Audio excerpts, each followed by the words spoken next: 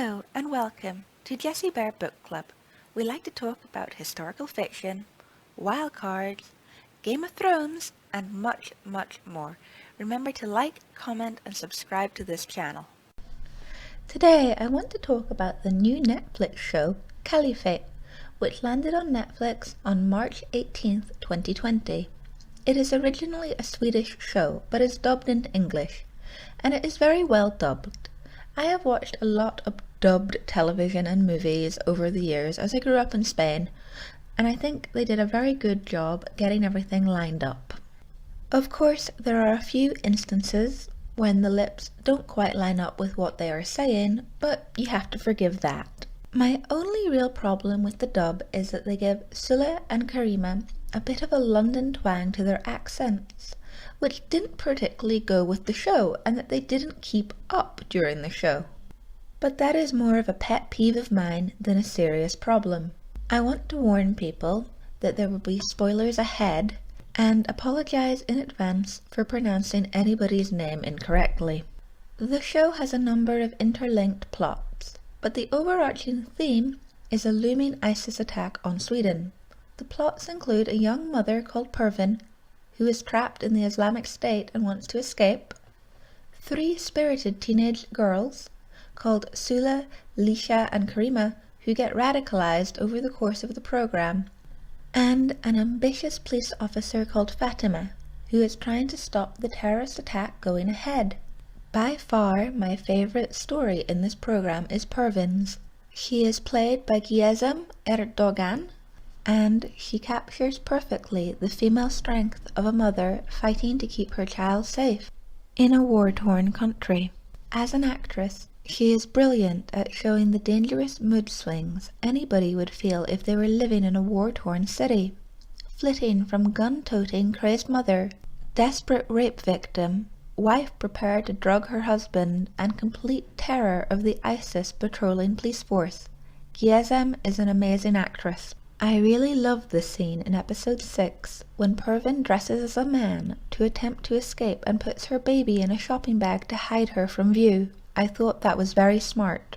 Pervin's death in the final episode was very hard to watch, especially her getting shot because she was trying to help Lisha, a young girl who has been radicalized and preyed upon and lured to Syria, just as Pervin was.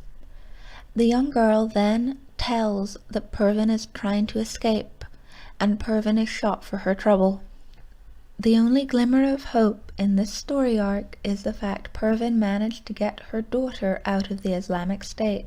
Pervin's husband, Hussam, who is played by Ahmed Bozan, does an amazing job at betraying PTSD, and though violent at times, you cannot help but feel sorry for him, especially when at the end of episode 7 his superiors inform him that he'll become a martyr and have to commit suicide because he is no longer able to fight due to his PTSD. My second favourite storyline is definitely Sula, Karima and Lisha being radicalized by Iba, also known within the show as the Traveller.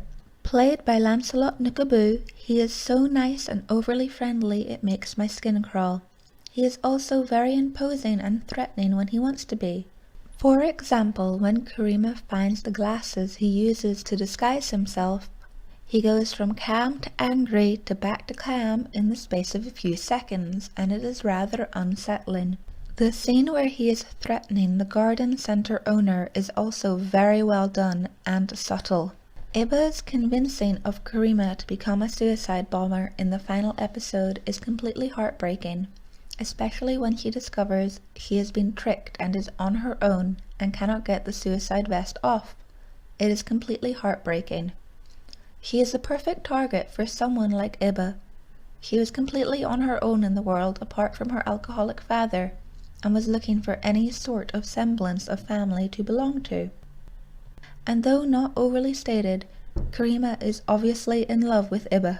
Sula's storyline is more subtle and simple. Like many teenagers, she feels out of place, but she also feels like she carries the burden of social stereotyping.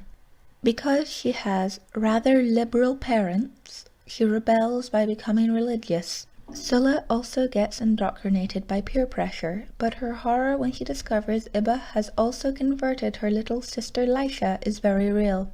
She obviously feels very guilty that her little sister ends up in the Islamic State when she does not, and this guilt helps to show her the error of her ways. Laisha is a bit more enigmatic, as you don't really get to see enough of her throughout the series, though I blame her for Pervin's death. I think we will get to see more of Laisha if there is a second season of this show, and I really hope there is. The third story arc, and my least favourite by far, is the one of Fatima, the ambitious cop, played by Alite Ofim. She is a good actress, and her role in this program was needed to tie all the storylines together, but I honestly feel like her story arc was given too much screen time. Fatima's character was also such a bitch to Pervin, I found it hard to like her. I understood she was very stressed out by the imminent terrorist attack, but she was so egocentric and self-obsessed I found her very hard to like. I really liked it when her boss Nadir, played by Arvin Kananian, owned her, because he was looking at the bigger picture and knew about the terrorist attack all along, but he did not trust her because he knew she was impulsive, and that's why he didn't tell her. Though the plot twist of him actually being a good guy was a surprise I was not expecting. Overall, this series is really good and I highly enjoyed it. I would give it a 10 out of 10. It got 8.1 on IMDb and 100% on Rotten Tomatoes. If you enjoyed Caliphate, I would highly recommend The State, which was made by Channel 4 in 2017 and is now on 4OD. I would also recommend The Spy, which is out on Netflix.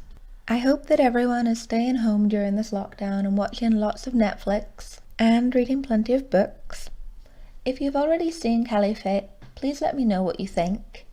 And remember to like this video and subscribe to my channel. See you next time on Jessie Bear Book Club. Bye!